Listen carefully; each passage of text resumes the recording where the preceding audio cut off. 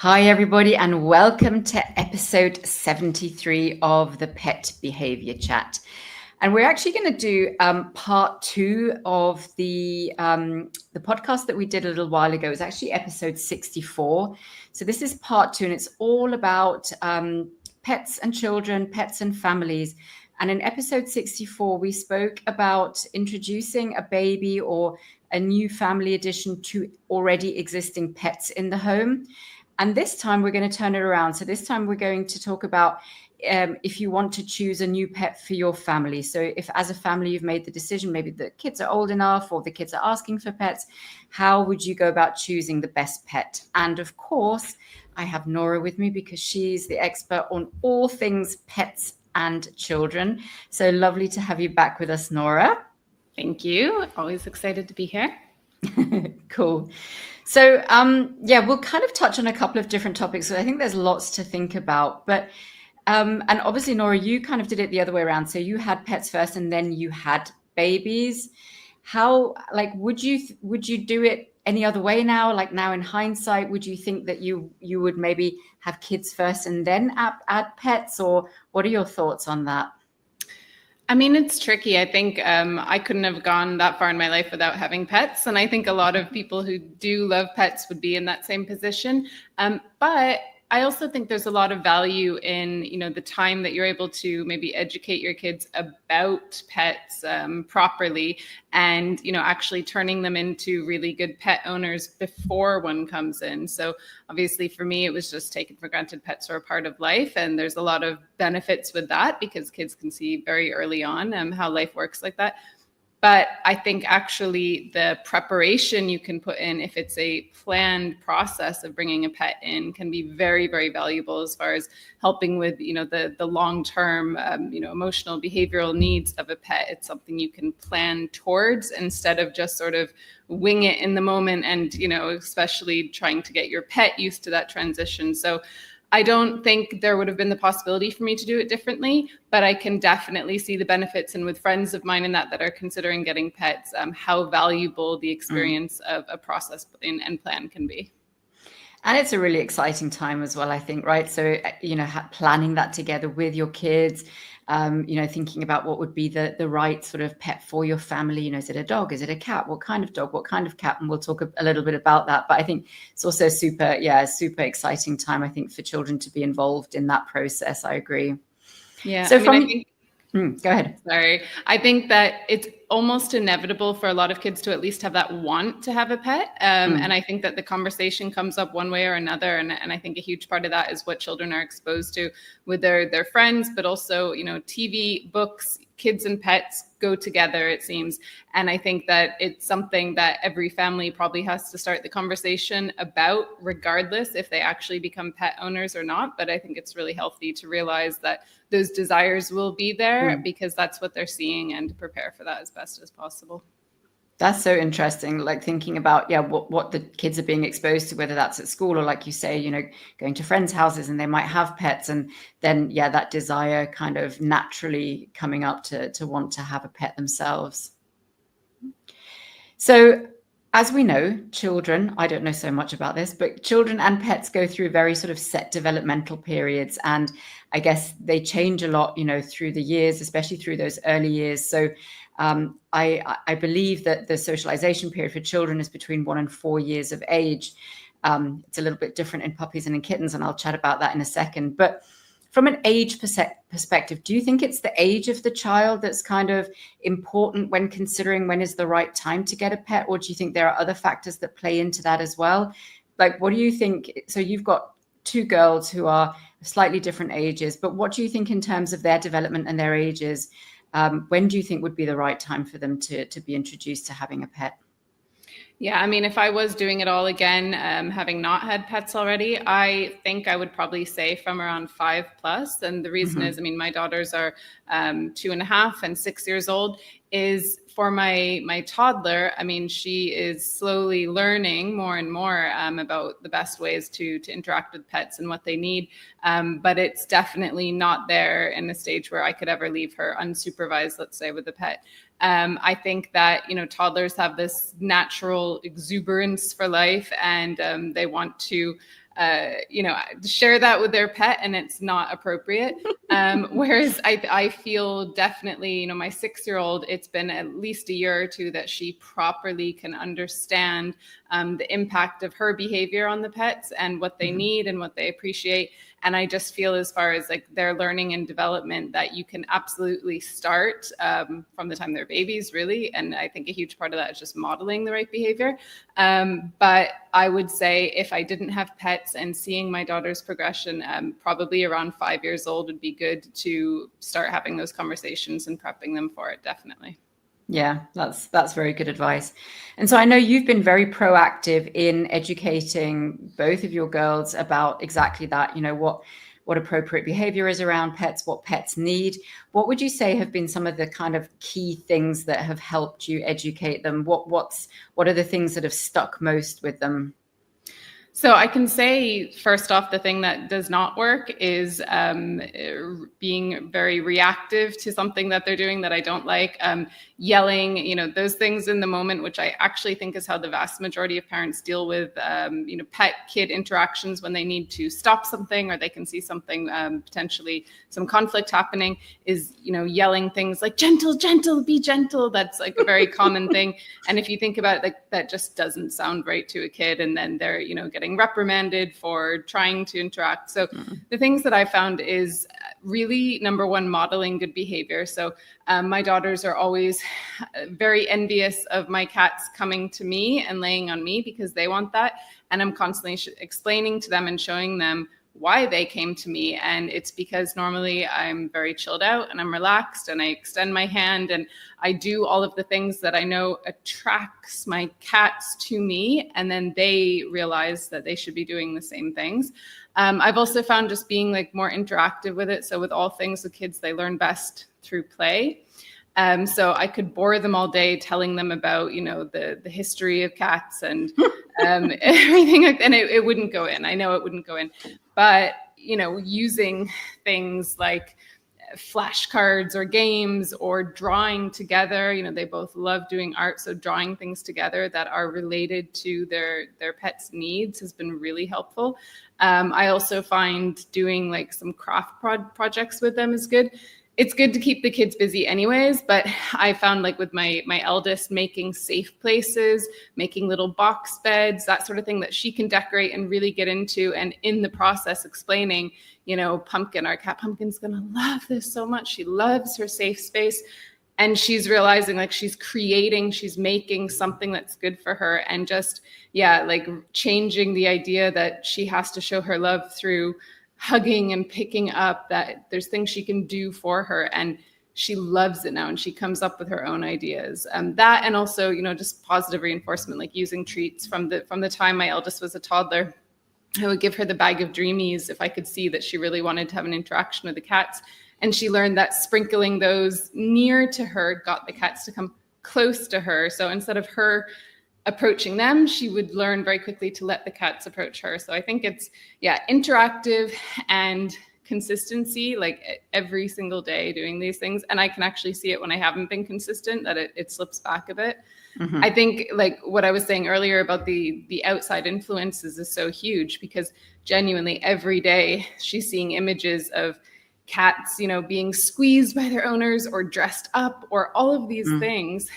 Like, I went through her books once at home, and almost every single book had a depiction that I would say showed a very uncomfortable scenario for the pet. But that's so normal for her to see all the time. So you have to, as a parent, be very consistent and help teaching them, what is good for their pet, what to recognize about their body language, what they do need as in quiet time, safe spots, and that, because you're battling against everything else that they see all the time.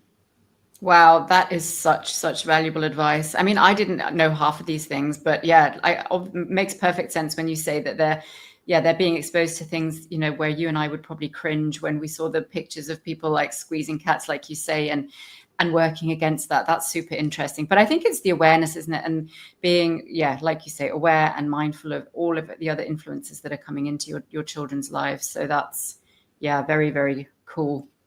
So I wanted to chat a little bit about what pet we actually want to choose. And so you have cats, I have dogs and cats.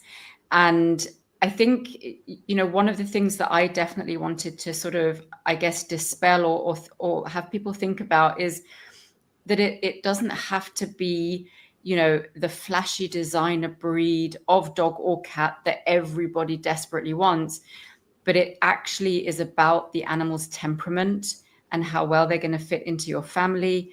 Also their needs in terms of their social needs, but also their environmental needs, whether you're able to provide that, the time potentially that a pet might need. Dogs and cats both need a lot of time, but there might be some things that, with a cat you don't need to do, like walk them on a regular basis, whereas with a dog that is something you need to do. And if you maybe have a young family and a large active dog, that's maybe not going to be something that fits perfectly. So those are things that I would certainly say are really important. I know it's really common for people to say they want a Labradoodle or a Golden Doodle or a Cockapoo or whatever these other sort of really popular breeds are. And for the cats, certainly Scottish Folds, we know that they're popular. Other breeds of cats, however, they all potentially come with problems, especially for the cats. And maybe, Nora, you can chat a little bit about that, especially around the Scottish Folds.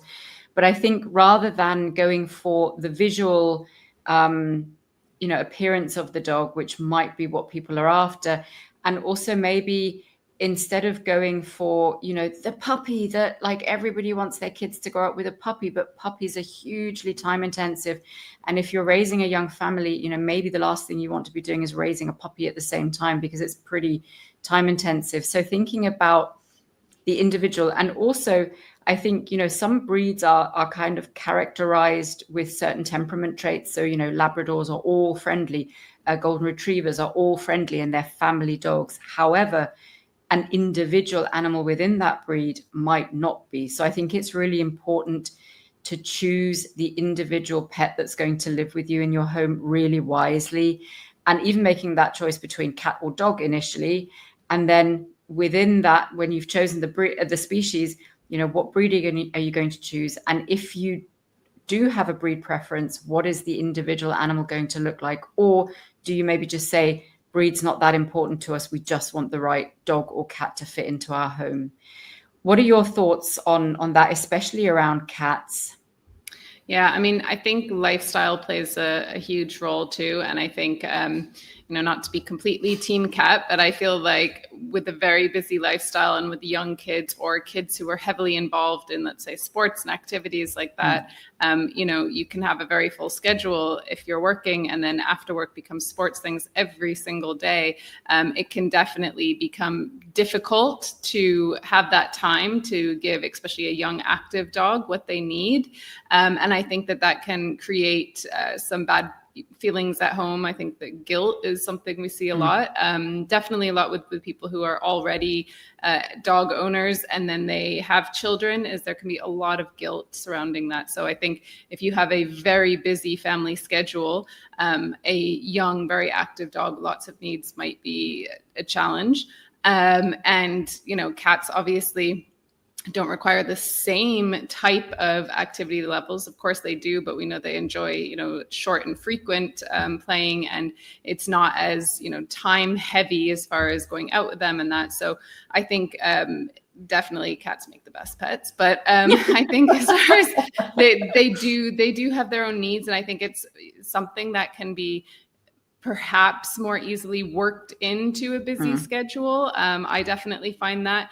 And, as a family, we are in the, let's say, the market for thinking about having a dog at some point. And there's so many considerations to make as far as that. So I think your lifestyle, are you a stay-at-home parent who has the time to really give the pets everything they need during the day? Well, that's a very different situation to if you are two full-time working parents without any help at home. So I think lifestyle is key. I think for cats, even in a busy home, they can thrive provided that they have the things that they need. So there's safe spots, their escape routes, time that's just for them. I think that's something that is more easily built in and something that kids can definitely actively participate in facilitating for them. So I think those choices are important. I completely agree about the temperament over breed. And I think what's hugely important is the temperament, maybe not just when you go to meet them in that one instance, but getting as much history as you can and really spending time. A lot of us obviously just fall in love and it's love at first sight, and that's how pets come into our lives. But I think if we are able to slow down and plan things properly, that getting those full histories, I mean, I think that's something that you probably speak on all day, but really the idea that we know everything about them and what they were exposed to, and, you know, are they used to families? Are they used to kids? Is this going to be completely new for them? That's really important. Yeah. And that brings me kind of to the socialization period, which I briefly touched on earlier. So we've established, like in children, that what is a socialization period? It's basically a highly sensitive period in a child, a puppy's, a kitten's life, where learning that occurs is hugely predictive for future behavior and for future sort of mental, emotional, and behavioral health. And in puppies and kittens, these socialization periods are super short and super early in life. So for puppies, it's between about 3 weeks to about 16 weeks. So 3 to 16 weeks, the first 4 months of their lives. And for kittens, it's even shorter. So for kittens, it's 2 weeks to about 9 weeks. And in that socialization period, puppies and kittens essentially will learn about social relationships with their own species, so with other dogs and other cats, but also with humans and with different types of humans, i.e. children, adults, you know, older people that look different perhaps. So that's a really important piece. So you're right, Nora, when you say, you know, getting the history, because we want to know what they've been exposed to during that really important socialization period. So let's say if, for example, a kitten hasn't had any contact in that socialization period with children, hasn't been, you know, handled by children, hasn't seen children, hasn't been exposed to the different noises maybe that children make, then it might be less likely for them to easily accept children going forwards. So understanding where they were reared, where they were born, you know, whether they came from a breeder, whether they were born in a shelter, you know, what was their exposure? What were their early life experiences like? Were there any traumatic events? Were there any traumatic events with children? So all of these things are so important. And while, yes, absolutely, an animal that hasn't perhaps, you know, had positive experiences with children in a socialization period can still learn to accept children and be okay with them, the chances are that they're going to have good, strong relationships and bonds with children is much higher if they've had those good experiences in the socialization period. So I think, you know, that's something to consider, especially so here in the UAE, we see a lot of rescue dogs in particular. And the majority of rescue dogs that I see in my veterinary behavior consultations have had not great starts to life. So they've had either lacking or very poor experiences during their socialization periods. And I've had so many conversations with young couples that have adopted these rescue dogs and now want to start a family. And potentially, you know, that might be a concern because these dogs are fearful of children, you know, aren't great around children. And now you're in a situation where you're wanting to start a family. So we're kind of going back a little bit to, you know, pets first, then children. But same thing applies if you are thinking of bringing a pet into your existing family home, then knowing a little bit about their history and that socialization period and subsequent learning experiences is just vital. I can't stress enough how important that is.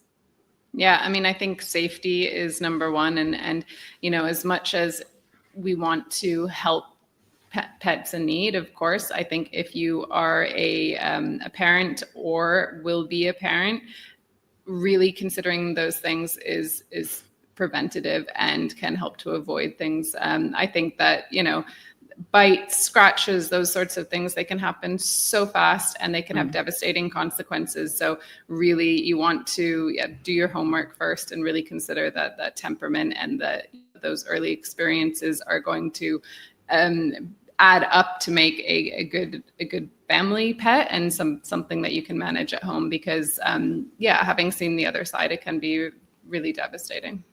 Yeah. And I think that's actually an excellent point you make. So even if you don't have children yet and you're planning to bring a pet into your home, if there is on your horizon at any point in the future that you might want to start a family, I think that's a consideration.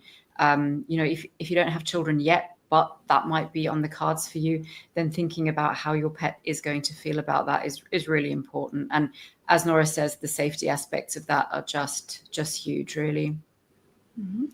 So I think one thing that I just quickly wanted to touch on, so I mentioned them a second ago, is Scottish fold cats. And I'm just using the Scottish fold as an example here. There are many different breeds, but so Scottish fold cats are extremely popular, and because of their very sort of gentle nature and their very kind of chilled and relaxed nature, they are deemed to be a good family pet. And that may absolutely be the case. However, again, it's about doing your homework, because there are some things about certain breeds of pets, and I'm using the Scottish fold as a bit of a flagship here, that we know that they are very prone to developing osteoarthritis from an early age because of this osteochondrodystrophy that they have. So the reason that their little ears are folded over as they are is because they have a genetic defect in their cartilage, or that codes for their cartilage development, which causes the little ears to fold over, but it also affects the cartilage in their joints. And so Scottish fold cats are going to be more prone to developing osteoarthritis, and with that comes pain and chronic pain. And if you then think about, a household where we have children that maybe want to interact with the cats, even if they're taught to do so very well, as Nora has explained, there's always a potential for the cat to feel uncomfortable with that type of physical contact and handling, and to react defensively. And that's kind of a classic time that a scratch or a bite or some kind of hostile interaction might take place. So again, doing your research about certain breeds, and yes, Scottish folds are, they're cute, they're wonderful, they're, very on trend at the moment, they're very popular. However, there's more to know about certain breeds than just their aesthetics and what you see on social media, for sure.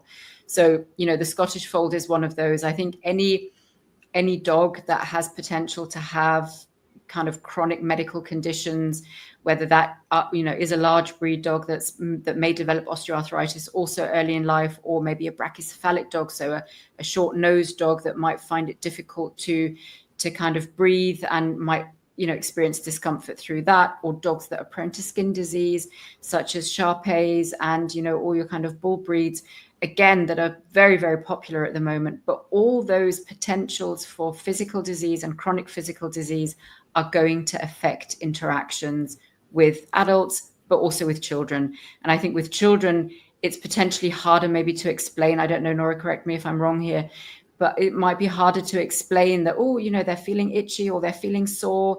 So what are your thoughts on that? Yeah, I mean, I have a couple senior cats, one very senior, and he does have arthritis. So it's definitely something that, we deal with in my household, and we've been explaining for a long time that this one particular cat, we just relate to him being like an old man. So he's an old man.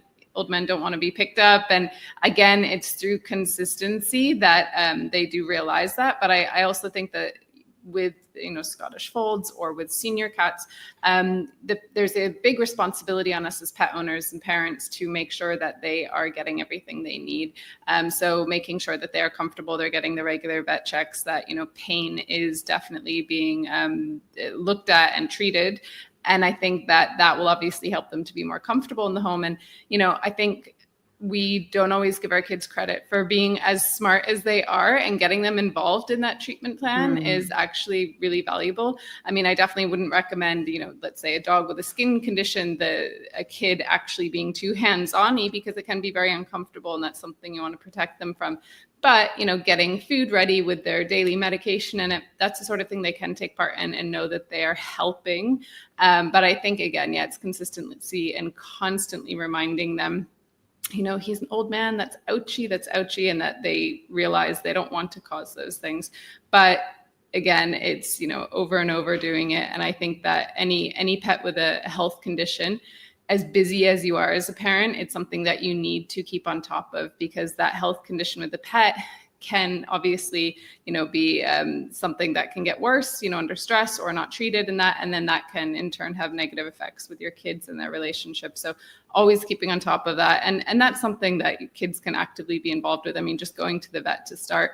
And sometimes hearing it from a vet is really good for kids. Sometimes hearing it from the professional in their scrubs, and you think of like vets to kids, it's such a cool thing to do. So going there or sending a message to your vet ahead of time, like to say, my kid keeps picking up the cat, can you say something? Those things can have a huge impact, and getting them positively involved and learning from people who really know what they're talking about. Kids don't always listen to their parents, so it's nice to get professionals involved too. Yeah, that's amazing advice. Amazing. So just before we wrap up, I just want to stress that no matter which pet you choose for your family, even if you feel you've done all your homework, you've found the ideal pet, you've found the individual with the right kind of temperament, maybe previous behavior is known, there's a good history of prior behavior, it never, ever negates the need to manage safety aspects. So I think Nora touched on it earlier. But I think especially when you have young children in the home and you do add a pet to the family, especially at the beginning, but especially at the beginning, when that pet is first sort of getting acclimatized to the home, finding their feet, finding their place within sort of the social group, understanding who's who, what's what, those times are critical to always have those safety pieces in place. And I think constant supervision is really, really important. Never leaving young children alone, certainly with dogs, but potentially also with cats. I think that's a very important piece, always having supervision or having some kind of physical barriers in place that is going to help negate those potentials for, things that we don't want to happen, whether that's a bite or a bark or a scratch or somebody getting frightened or somebody getting hurt. I think that's really important. So having those safety pieces in place, and also around valuable resources to the pets. So, teaching children that when a dog is in their crate or on their resting place, that is their resting place. And, that's not a time for them to go over and interact with them, because again, that's a high risk time for a bite to happen or a snap to happen. And just creating some kind of rules, I guess, around that, and being aware as a parent that even though you've gone to great lengths to choose the right individual for your family, that never ever means that there's not going to be an opportunity for something to go wrong. Any dog, given the right circumstance or the wrong circumstance in the wrong situation, can act defensively. I think that's just one piece that I wanted to make sure that we put in here, that, pets and kids, like Nora said, go together, right? It's everywhere. It's around us. It's in the media. It's in the books. It's everywhere. And pets can be hugely, hugely, hugely enriching to children's lives. But I think it's our responsibility as adults to always manage the safety pieces of that. And I see a lot of cases surrounding that aspect of family life, I guess. Yeah, I mean, something I try to do with my girls is teach them to be their pets' protectors. So that includes protecting the quiet spaces, that if they can see that's where the cats have gone, that it's their job to protect that. And really, the thought behind that is that they are not going in there and doing anything, but that, they kind of take pride knowing, no, they're in there. So in our home, we have a home gym, and because kids aren't allowed in there anyways, because the danger is that also doubles as a safe place for the cats. So if the cats are in there, that it's taken as a thing of pride that they won't let anyone in there. And kind of changing it a little bit like that is important. And I think what you said is hugely important about never leaving them unsupervised, always having the safety measures in place, because things can happen.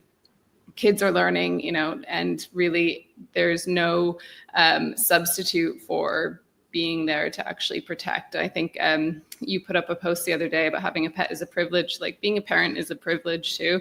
And if you want to be a pet parent and a human parent, you ultimately are responsible for everybody's safety and everybody's emotional health. And that's just something you have to show up for. Yeah, couldn't agree more. So I think that's a great place to leave it. Just one thing I do want to say is if you are looking for a pet and you're thinking about that and you want to have some support, some help, some guidance, then absolutely myself and also Nora, we're available for consultations around, finding the perfect sort of pet partner for your family. I've done this quite a lot in the past, and it's quite interesting sometimes to see where we start or where maybe potential pet parents start in terms of what their wants are. They have very specific ideas of what they want. And then after we've had the conversation around, well, how they're going to fit in with your lifestyle and all the things we've talked about today, actually, sometimes we end up with a completely different outcome in terms of what species we think, what breed we think, what we think the dog or the cat needs to bring with them in terms of temperament and so on and so forth. So if that's something that you're interested in, I'll put some links in the show notes where you can certainly reach myself. And please feel free to reach out if you want to have a conversation around that. Alrighty, so thank you everybody for joining us. Thank you, Nora. It's been so lovely chatting as always. And I think your insights are so valuable because you're living it as we speak. You have 2 young girls and pets. And, so everything I think you've said is going to be hugely relatable to anybody that finds themselves in the same situation or are looking to get a pet to add to their family. So thank you. And we will see everybody next week for episode 74. Bye for now.